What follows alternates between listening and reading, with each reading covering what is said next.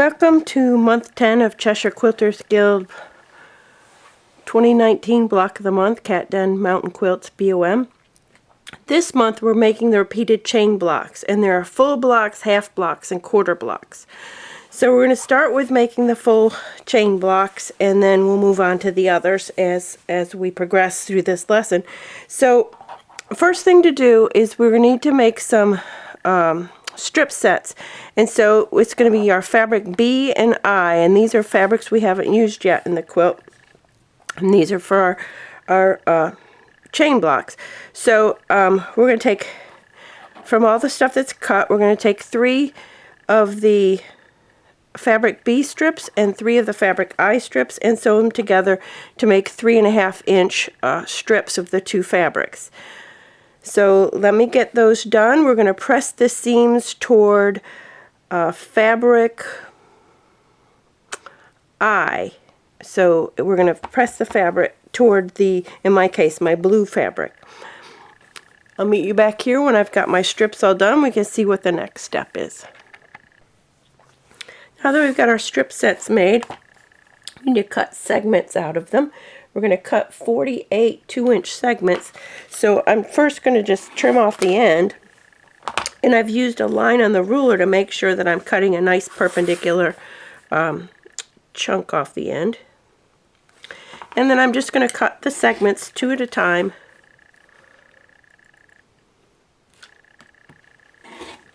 Like that, until I have all 48 cut. So I'll meet you back here when I have them all cut, and we'll see what we're going to do with them. Okay, so here's our 48 2 patches, and now we're going to put these together into 4 patches by just sewing each pair of these to get paired together. And then we're going to furrow the seams. I've demonstrated that in an earlier month, but I will sew some of these together, and then I'll demonstrate how we furrow the seams. So I have them all pieced into our 4 patch, and the easiest way to remember how to furrow is if the first 2 seams are, in this case, toward the blue, then we're going to push these 2 seams toward the red, and that's going to pop open the back seam. The stitches just pull themselves out, and we get a little 4 patch on the back, and then I can take it over and press. You just want to make sure that you don't end up with any creases on the front side. So again, what that ends up with, again, these are pressed to the blue, so these are going to go to the red, and we can run our finger around clockwise, and we're going to never, all the seams are just going to be laying down in that direction. So I'm going to go through and furrow all the seams and get these all nice and pressed, and then we'll be ready for the next step. Okay, so here's our 24 4 patches, and now we're going to take our 4 squares of fabric I, and we're going to put, oh, that's not a good piece. We're going to put these rectangles on either side. So we'll need 8 rectangles because we're going to put 2 on each side.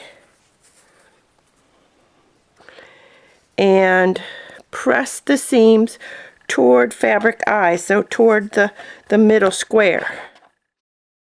We also need to take 8 of these fabric B rectangles. Let's see, there's 4, 5, 6, 7, 8 of those, and we're going to put fabric I squares on the ends of those.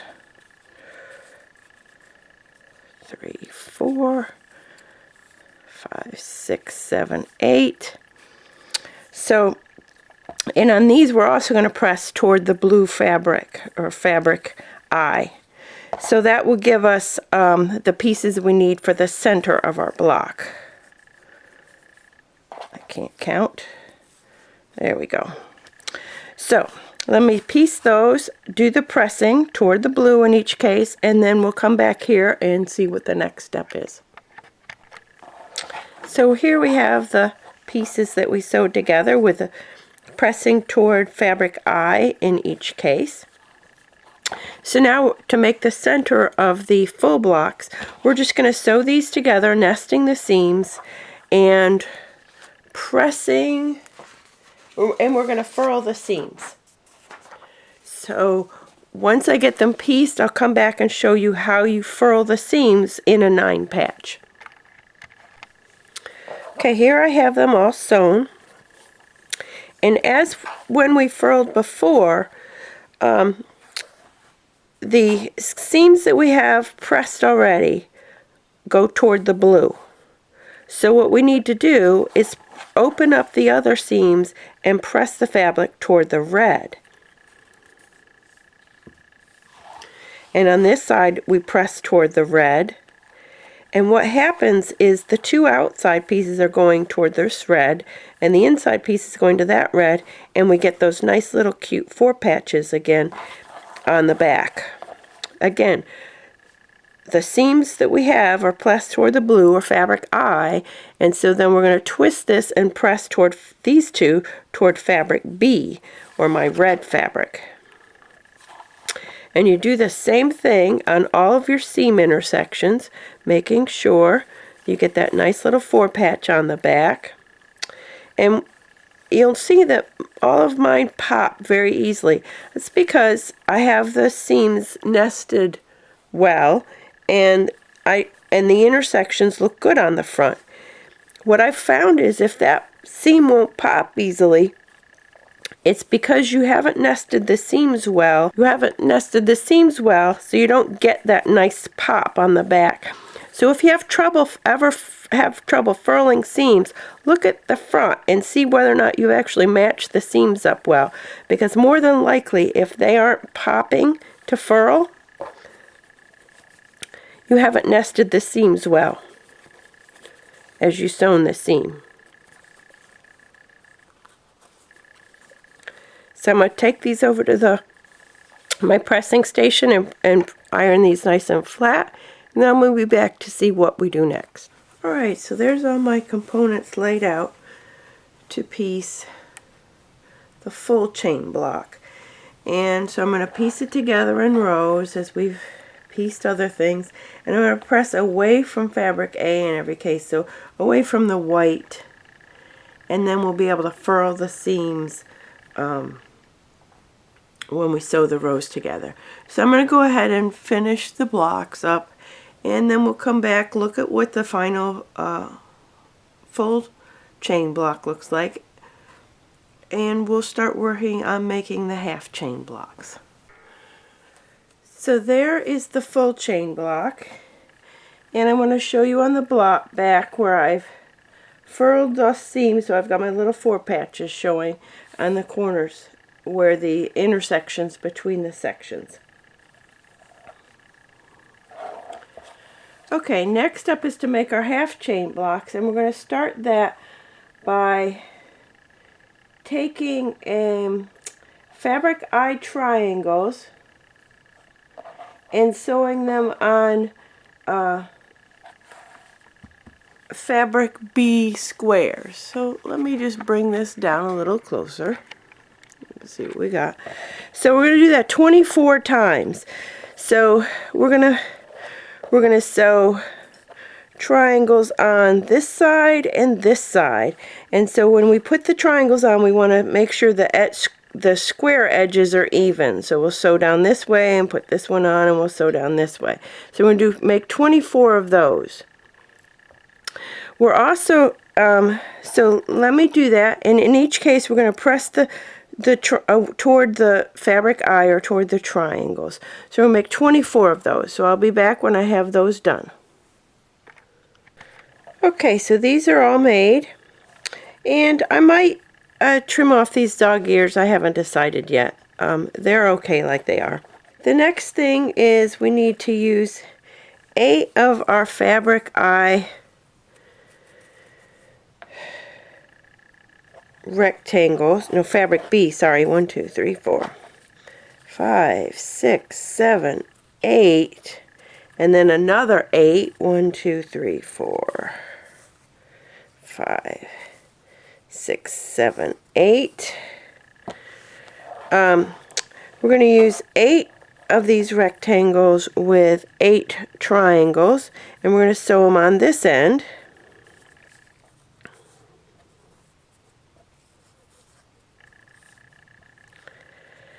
And then we're going to take 8 triangles and sew them on the other end of the other stack of rectangles. So we're going to make some pointy units, and 8 of them are going to point to the left, 8 are going to point to the right, and we're going to press the seams out towards the added triangles. So 8 of each direction.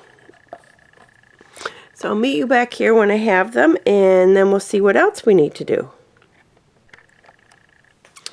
Okay, so here's my 8 in each direction. And now what we're going to do in the next step is we're going to take the ones that are pointing to the right, and we're going to add a large triangle to them, like this, and press toward the added triangle. And at the same time, we're going to take our other ones that are pointing to the left, and we're going to add a square at the right end of them. So let me go do those two things, and I'll meet you back here. Okay, here's our units from step 9. Here's our units from step 10. They're going to get combined, and we're going to sew these together, and then we're going to press the seams to the right toward the larger unit. So I'm going to make a total of 8 of these, and then I'll meet you back here and I'll show you how to assemble the half chain block. So there's our unit finished, and now we're going to assemble the half chain block by using the remaining 4 patches that we made, white triangles, and some but not all of the square and triangle units we made earlier. So we're going to make 8 of these half triangle blocks and press the seams as directed in the instructions. These are the side setting triangles. So let me piece these together, and we'll come back and see how we need to do work on the quarter chain blocks.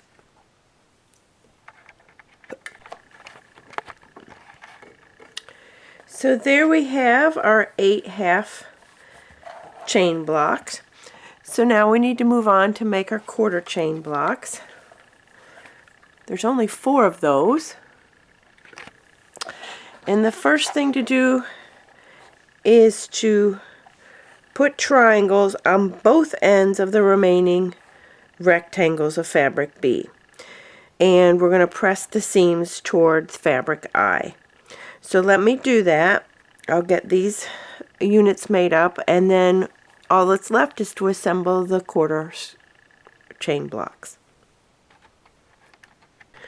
Okay, here's my units with the triangle sewn on, and now all we have to do is lay out the pieces and assemble our quarter chain blocks.